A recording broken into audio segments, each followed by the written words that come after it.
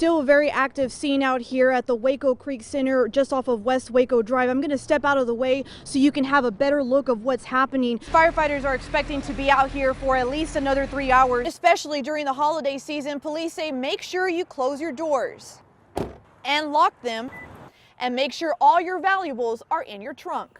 These results that are coming in right now obviously were not expected by Abel Reyna and his supporters. I have the perfect spot because I'm right in the middle of the stage. It's a beautiful night. Someone has to be willing to buy the product in order for recycling companies to accept it. And right now, that market isn't looking too good. The West Fire Department just opened its doors a few minutes ago. They are planning to serve dinner to around 100 people. Administrators tell me a third grade teacher told her students if they couldn't be quiet to tape their mouths shut with Scotch tape. And some students actually did it.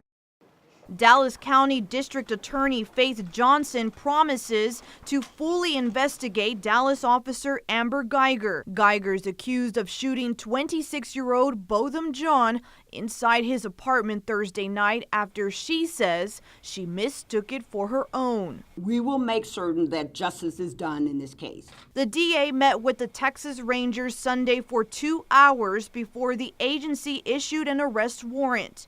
Geiger is facing a manslaughter charge, but Johnson says that could change once a grand jury gets the case. We are going to unravel whatever we need to unravel. We're going to unturn whatever we need to unturn, and we're going to present a full case to the grand jury of Dallas County. The 4-year Dallas police veteran turned herself into the Kaufman County Jail Sunday, then posted a $300,000 bond. The family says there are still many unanswered questions and not enough transparency. What happened? I have asked too many questions and I've been told that there are no answers yet.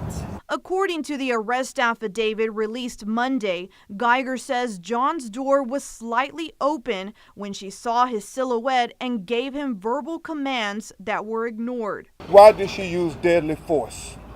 It makes no sense. The affidavit says Geiger fired her gun twice and hit John once in the torso. The Texas Rangers took over the investigation immediately after the shooting, but didn't put out a warrant for an arrest until nearly 72 hours later. She's being treated like a police officer in the United States when they commit a crime. And so it's not special in that regard. It's common, but it's something that should not happen. Joins us live from Boozer's Jewelry in Waco, where it all happened. Sarah? Well, the robbery happened within a matter of minutes. A man walked in, asked to see 2 men's rings, grabbed them, and took off, running out of this door with the owner right behind him. Around 1 in the afternoon, the owner of Boozer's, Brad Boozer, was checking his email when he heard his employees screaming. He yells. He took the ring, so I got out of my desk and I chased him down. The robber and the owner ran out from these doors, then made a left. And they kept running, passing up these businesses all the way down to the apartments, ending the chase here at the Valley Terrace Apartments, where the robber got into a getaway car. There was a black lady, she was a driver, and they sped off down Valley Mills. The owner describes the robber as a man with neck tattoos, in his 20s, seen wearing baggy pants. Boozer says the man walked in asking to see 2 men's rings, together valued around $5,000. As soon as the saleswoman took them out, he grabbed them and started running. Boozer saying he didn't think twice. He took off after him. I just figured, I'm going to chase him down, I'm going to catch him. The owner didn't catch him, but the surveillance video did. The robber looked straight into one. 15 years ago, I'd have caught him. Store employees say police also gathered plenty of clear fingerprints left on the glass. Coming up at 9:30, why the owner believes the robber knew exactly where to go and what to do. The family is shaken up. The grandmother saying she never expected something like this to happen in her own front yard. I don't care if I had to be physical with her, I would have got physical with her. Tuesday afternoon started out like any other day for Valicia Howard, who lives in this decked out Dallas Cowboys house on Morrow Avenue. Every day they come out and play. And sometimes we have like 14, 15 grandkids at one time. But Tuesday, someone else joined them, a woman who Howard says was acting strangely. Were you scared yesterday? That's 5-year-old Nori. Her mom was watching the children play outside when she says the woman picked up Nori and started running. Nori's mom ran after the woman, telling Nori to fight off her attacker, who eventually put her down. The other children ran inside, telling Howard what happened. I said, no, she's not finna run. She's going to jail. Howard got in her truck following the woman, asking questions. She wouldn't answer any question. I asked her what was her name, and she told me her name. Police identified the suspected kidnapper as 36-year-old LaTanya Kelsey. I wasn't gonna let her get away. I just wasn't gonna let her get away because that's my granddaughter, and I love my grandkids, and I don't want nothing to happen to my grandkids or anything.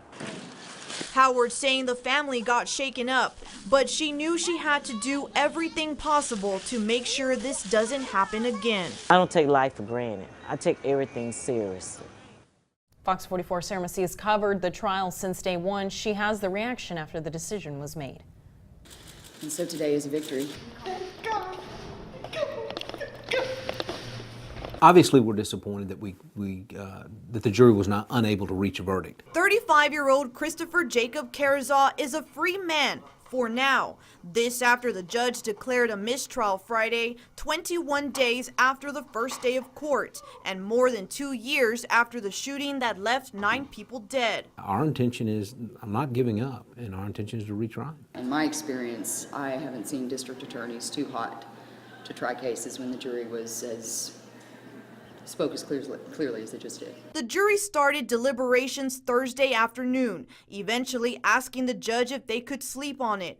This morning, 2 hours after they picked back up, they told the judge they concluded on 1 count but remained deadlocked on the other 2. The judge told them to continue deliberating until they had verdicts for all 3 counts. Less than 2 hours, jury members threw in the towel again, saying they now are deadlocked on all 3 counts and more time to deliberate wouldn't change that. Defense attorney Casey Gotro says after speaking with the jury, Carrizaw taking the stand might have made all the difference. Loved hearing from him, but the evidence was just insufficient. Wasn't there to convict. While another trial may be in Carrizaw's future, the state says this trial shouldn't be compared to others. Each of the Twin Peaks cases has their own element to them, and factually, and so it's hard to say, okay, this case is going to dictate this for the rest of the other cases.